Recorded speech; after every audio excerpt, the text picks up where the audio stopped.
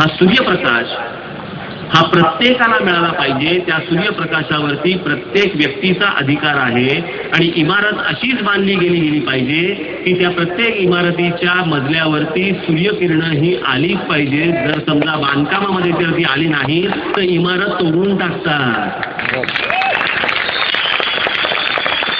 याला म्हणतात लोकांचा विचार करून टाउन प्लॅनिंग करणं, शहरं उभी करणं, शहरं वसवणं. कोणाचा तरी एखाद्या आलेल्या माणसाला झटका म्हणजे शहर उभारणं नाही होऊ शकत. त्याला बसेससाठी काहीतरी रस्ते रिकामी केले.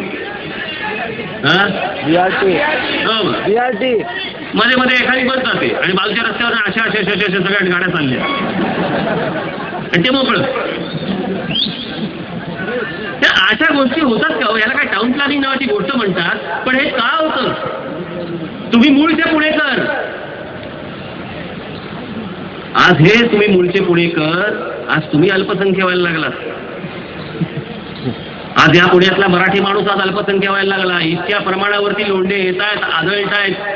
बाबांनो, मी गेली 15 वर्ष 10 वर्ष 15 वर्ष मी इथे येऊन पुण्यामध्ये मी भाषण करून सांगतोय की मुंबईचा बट्ट्याबोळ व्हायला काही वर्ष गेली, पुण्याचा सत्यानाश व्हायला वर्ष पण काही जाणार नाही. कारण पुण्यामध्ये फक्त अणू ओतायचं आहे, पुण्यात फक्त घाण अणू ओतायची आहे. आणि एकदा ही सगळी गोष्ट हातातनं गेली ना, हाताबाहेर निघून गेली ना, की काही होणार नाही. या येणाऱ्या उद्योगधंद्यांमध्ये काही तुम्हाला स्थान नाही. हे सगळं जे होतंय हे फक्त केवळ बाहेरून येणाऱ्या लोंढ्यांमुळे हे सगळं घडतंय, एवढं आपण सगळ्यांनी लक्षात ठेवा. आणि नुसते लोंढे नाही, त्याचबरोबर ह्यांची राजकीय दादागिरी. आज मुंबईमधल्या महानगरपालिकेमध्ये, विधानसभेमध्ये तिथून हे शिरले आता आतमध्ये, तिथून गेल्या आतमध्ये. काही आमदार झाले, अनेक नगरसेवक झाले. उद्या हे पुण्यात येणार, हे उद्या पुण्यात पसरणार, त्यांची आपापली पॉकेट तयार करणार. आणि कसे घुसणार हे तुम्हाला कळणार पण नाही. मी त्याशी बोललो नाही का, मुंबईला बोललो ना, बिचारा आमचा भैया, बिचारा हा आंबे विकणार, हातात कोणता आंबा माहित नाही. आणि हा सांगणार साहेब झालो हापूस आहे. हापूस आहे का काय त्याला पण माहित नसतं, पिकलाय का नाही पिकलाय ही माहित नाही, पण हा विकणार. हा माझी तमाम मराठी, माझी तरुणांना, बांधवांना माझी हात जोडून तुम्हाला विनंती आहे, बाबांनो, आज अनेक उद्योगधंद्यांमध्ये लोक म्हणतात की मराठी तरुणांना घेऊ नका. का? कारण हे आले की युनियन करतात. मराठी मुलं काम करत नाही, दांड्या मारतात, सुट्ट्या घेतात, अरेरावी करतात.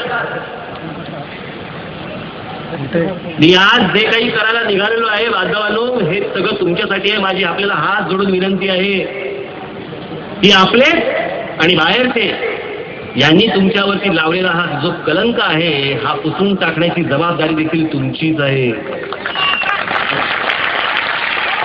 ही जबाबदारी देखील तुमचीच आहे. हे जे आपल्याला म्हणतात ही मुलं काम करत नाही, खरं तर माझा पूर्ण विश्वास आहे की महाराष्ट्रामधला मराठी मुलगा हा काम करतो. पण त्याला जर काम कुठे हे जर कळलंच नाही तो काम कुठे करेल.